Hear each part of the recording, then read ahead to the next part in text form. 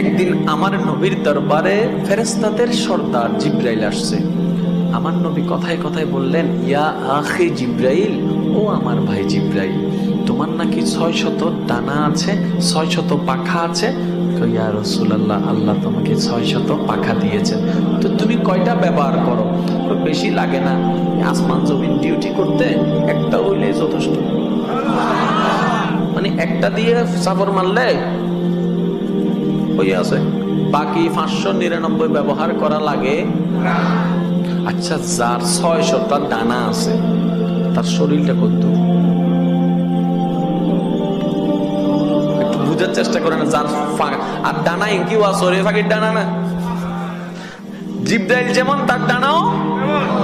আমার নবী বললেন, জিব্রাইল মনোযোগ, নবী কথা বলছেন নূরের ফেরেশতা সর্দার জিব্রাইলের সাথে। কাদের নবী? আমাদের নবীতে একটু বাপ নিয়ে বলেন না ভাই, কাদের নবী? জিব্রাইলের সাথে কথা বলছে। আমার নবী বললেন, ভাই জিব্রাইল, আচ্ছা তোমার দেহটা একটু কত বড়, আমার একটু দেখতে ইচ্ছে করতেছে, একটু দেখাও।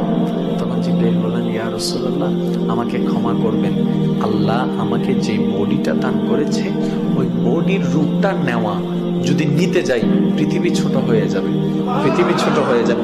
আমি এটা এখানে খুলতে পারবো না, দেখাইতেও পারবো না।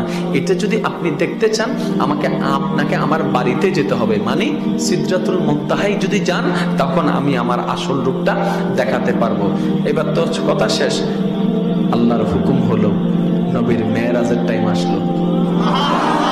ওরা আশেকরা আশেকের মতো করে বলেন না।